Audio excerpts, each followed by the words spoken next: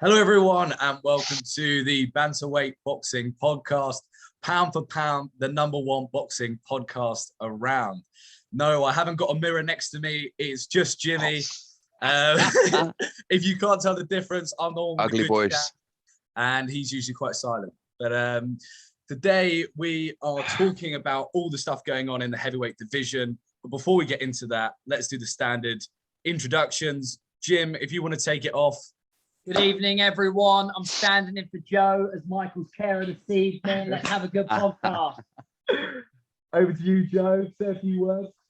Yep, let's have it off, boys. I'm back in Manny, so I'm away from Mike. Yes. But...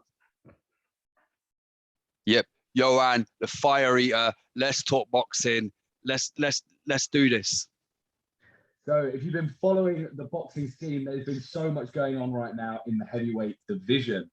It started off with potential talks about AJ stepping aside, which kind of came out of nowhere. People were pretty certain that AJ was going to take the Usyk fight. And then there was some fairly reliable sources saying that there were £50 million on the table for AJ to step aside, a lot of money to do nothing. And then AJ came out with a little monologue on his Instagram saying, you know, careful what you hear. Don't listen to the bullshitters. I haven't seen any kind of I haven't accepted any offer. I haven't even had an offer. So loads going on back and forth. We've then got Tyson Fury on his Instagram saying he's going to fight Usyk next. So just loads of confusion, loads of contradictions. But in this podcast, we're going to try and break it down a little bit and say, you know, kind of explain where we're at right now. So a load of information just came out today from Eddie Hearn. He's usually very open in his IFL interviews, and he was today. He came out and basically said that if an offer had been put on the table for AJ to step aside, they probably would have. They would have taken the money in guarantee for him to be able to fight the winner of Usyk versus Tyson Fury. But he said no offer came out and that he thinks Tyson Fury and Dillian Whyte will go ahead. The purse bids for that are tomorrow. And even before the bids have come out, Tyson Fury has posted on his Instagram a picture of him and Dillian Whyte. So it does look like that fight is going to happen. So as a quick summary, it looks like we're going to see Dillian Whyte versus Tyson Fury. And we're also going to see AJ versus Usyk, number 2. So few things to break down there, a lot of information. Joe, I'll go to you first. Let's break down this whole step aside stuff. What are let's say we don't know the information we have right now, and you were part of AJ's team. Would you have taken that step aside money? Do you think that would have been a smart move on AJ's behalf? Yeah, in many ways it is, because for 2 reasons. Economically, obviously, it's a lot of money. It's a lot of money to do fuck all. Also, he got lost. He lost badly to Usyk, right? And he's been talking about changing his trainer, and these are changes that you want to make and have a lot of time to sort of think about it, and you know, put a right man in place, get a plan, have some time out of the ring. I wouldn't fight anyone else intermediately, but you know, really take time to get this rematch correct and get his strategy on point. But having said that, Don't you think he just needs to take the time to grow some balls and go at this guy? That's the flip side. Go at this little man and destroy him like AJ. Yeah. I don't know how it takes to grow a pair of balls. I know that you've not been able to achieve it, but who knows? Anything can happen. Yeah. No, I think, the flip side to what I was saying is you've got AJ talk the talk about how, you know, he's come back from adversity, lost to Ruiz before, managed to win in the rematch. He's got to do the same again if he's going to talk the way he's been talking. And, you know, he's done that whole 50-minute interview where he called Coogan himself and said, you know, the rematch is all that's on my mind. That's all I want. 50 million, he can make that in a year doing the right sort of PR. So I don't think it's enough to really make him think he's made of money. Money shouldn't be an issue. Unfortunately, it is. But Joe, strange to hear.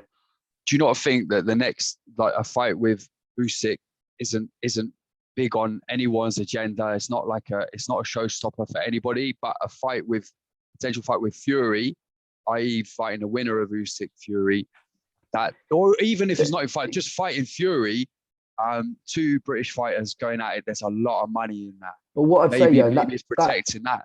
maybe that fight's always going to be there. That they can fight that when they're 36. But is whatever, it the same they will. fight if he loses to Usyk No, twice? but what we have now, Considering for Usyk, I boxing- think is about 5'5" or something, and weighs like 160 pounds. Yeah, but from a selfish know what I point of mean? view, I get that from a selfish and boxing point of view. If we see Yeah, AJ Usyk, everyone wants to see that. Everyone would also like to see Yep. White Fury just for the build-up, whatever. But if AJ Yeah. goes and fights Fury, we're not going to see Usyk White. No one cares about that. So for boxing, I quite like the way it's panning out because we get more, better fights. And like I said, I think the AJ Fury fight will be there in 5 years' time. Look how long it took Kell Brook and Khan to get in the ring. Yeah, Yeah. we're all Yeah. gagging for that, aren't we? Joe, do you think AJ's actually? You've given a good, both sides of the coin.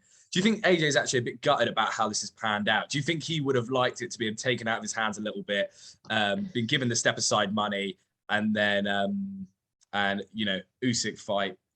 Yeah, AJ's always been sort of down here for fighting and not really up here for thinking. So I think any sort of opportunity where it's given to him on a platter, he probably would have taken. But I don't get it because his whole mentality has always been like, I'll fight anyone, especially if I've lost to him. I'll revenge myself. yeah, I think he probably would have.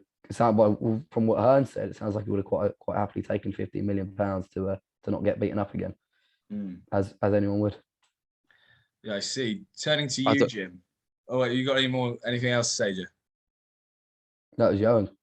Oh, sorry. that What me? were you saying? I mean, it's been said, AJ's a warrior.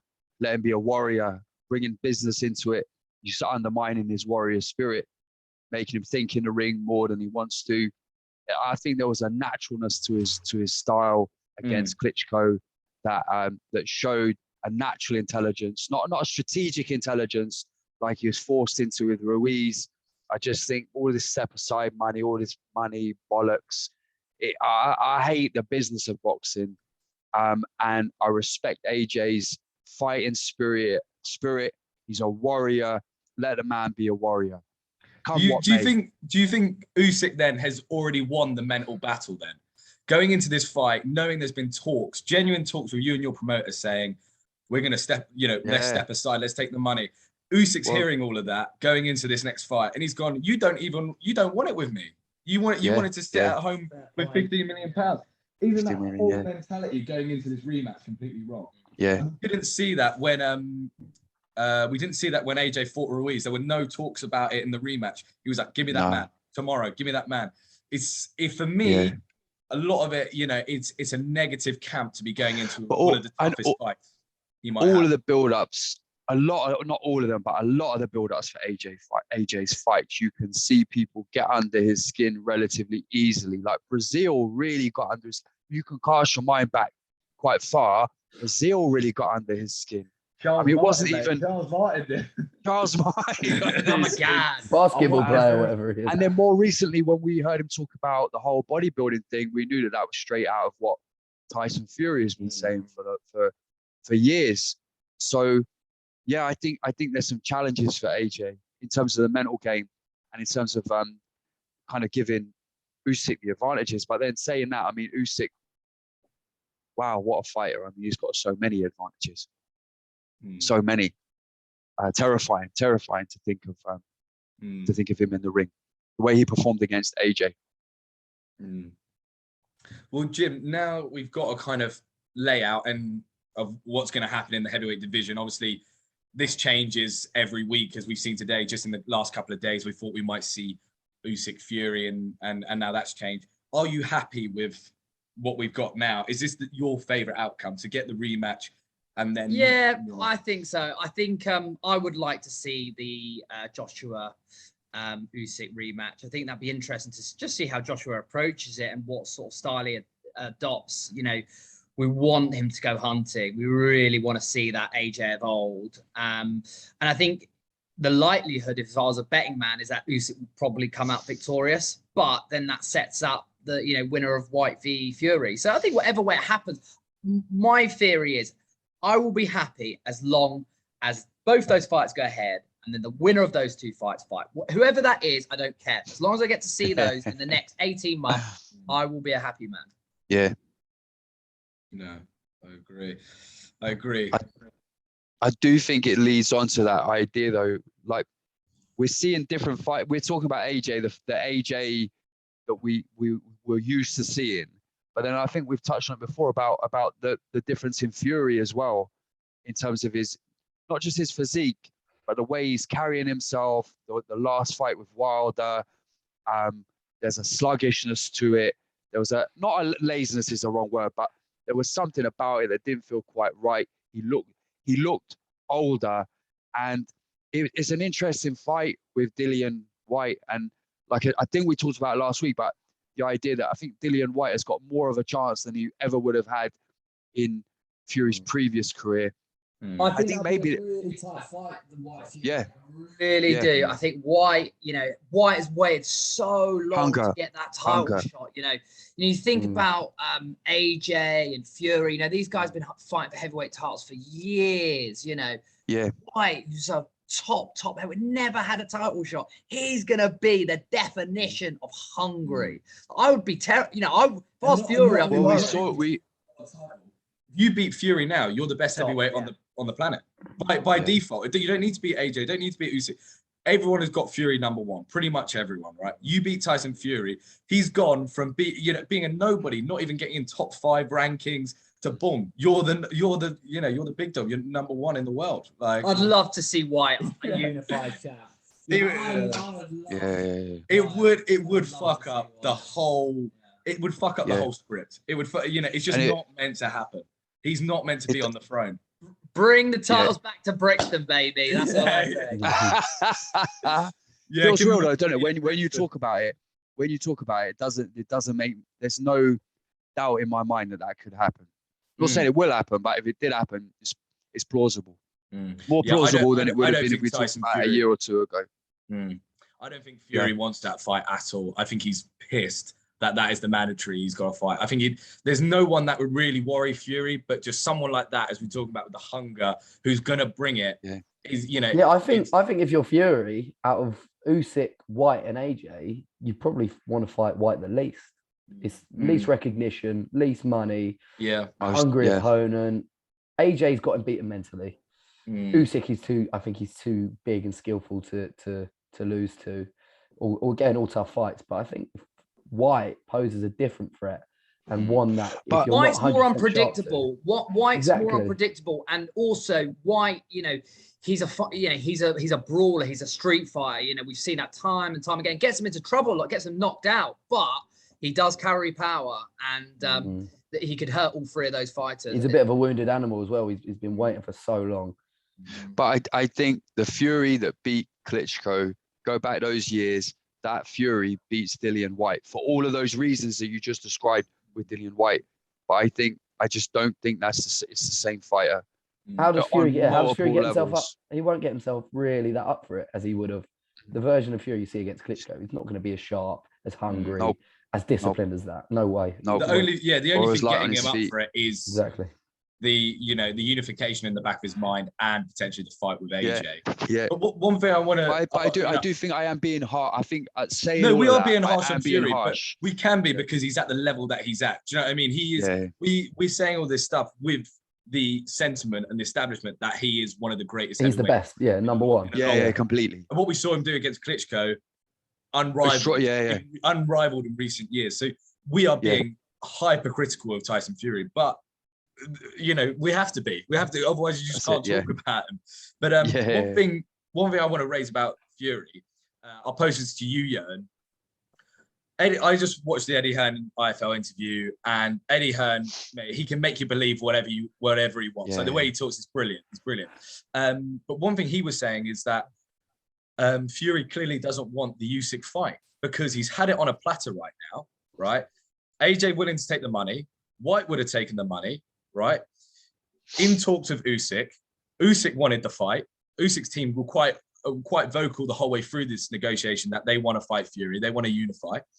So he's had it on a platter and he's backed out and he's fucked it all up and gone back to Whyte. So this poses the question, is Fury worried about Usyk?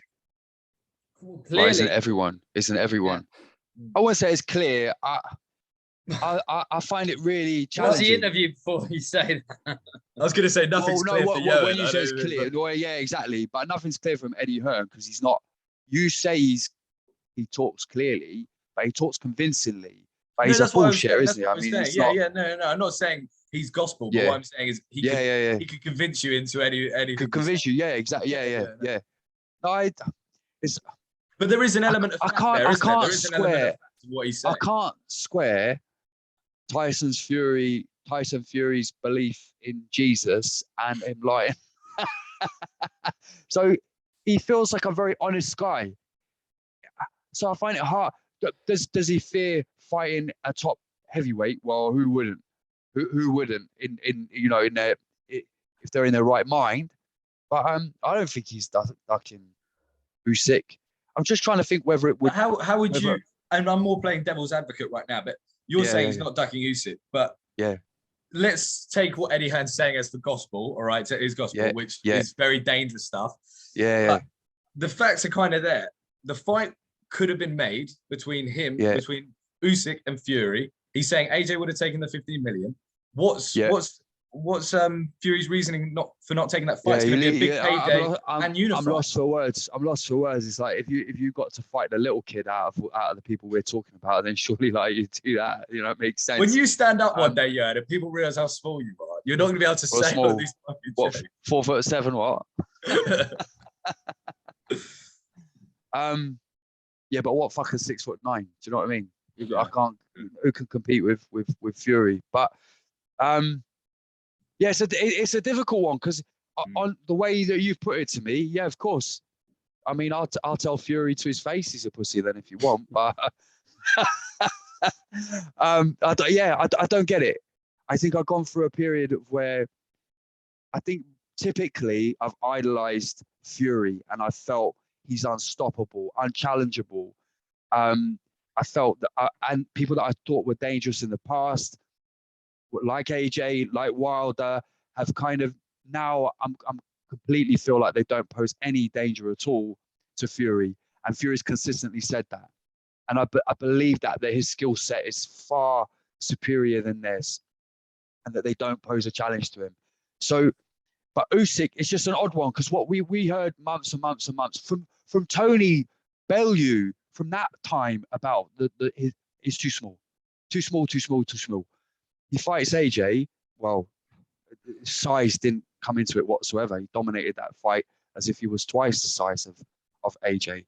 So Fury, skilled, genius level skilled boxer, knows the sport of boxing, whole history of boxing. So maybe he does see in Usyk someone who is like we see, some kind of like the whole Lomachenko matrix kind of thing, and he sees a real challenge there. He's getting old. He looked very sluggish in his last fight. So yeah, maybe. But I don't know. I still think that to do what they do on one basic level, they're all beasts. They're all warriors. They'll get in the ring with anyone. If you just imagine them in a pub, no matter who's coming up to someone and starting them in a fight, they're going to face that head on, right? Because they're those kind. Have you seen the footage recently of Chisora? It's like you can't really tell what's going on, but obviously someone started on him in the street in some kind of nightclub. He didn't back down. None of them are good. They're not men that back down. They weigh over 200 pounds. They're over 6 foot. They ain't backing down for no one. I don't even know what the question was, mate. No, I don't either. I don't know where I'm going with this. Well, what would you say? What? See Derek is door in the nightclub. I didn't hear a word he just said. Mike, you just tell me what Jimmy said. He said, if we bump into Derek Chisora in a nightclub, don't start him. I think we were pretty aware of that before this podcast. But yeah. Now we're extra. Good advice for anyone. I'm just trying to think of anything else that we could discuss before we kind of wrap this up. But let's go round in 2 years' time. Who's going to be unified, or is there going to be unified? In 2 years' time. Who's going to hold the belts? Jay Paul. You're probably the most accurate answer there is probably Jay Paul, which is slightly worrying. Yeah. Joe, what have you got to say? Right, I'm gonna go. AJ beats Usyk in a rematch. All British unification bout. Fury takes them all.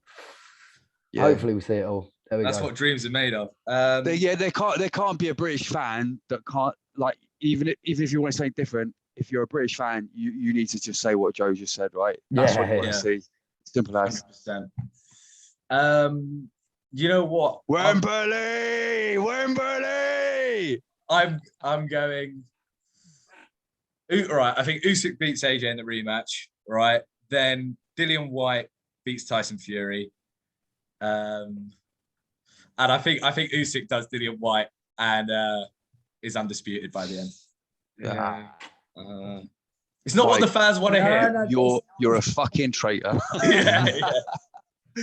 Someone's got to be rational on the pod. You're looking at it rationally. You've got to go Tyson Fury. It's got to be Fury.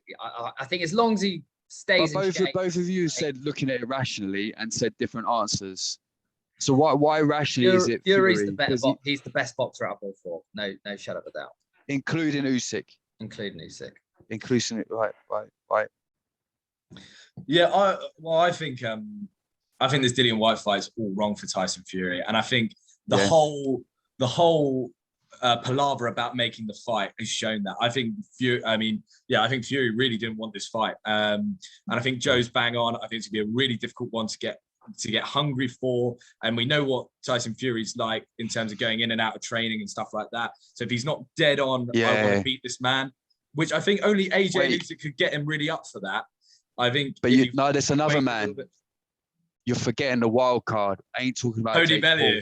I'm talking about Dr. Iron Fist, mate. Tony Bellew. Yeah. No, I'm talking about every once in a while, a bit of footage emerges.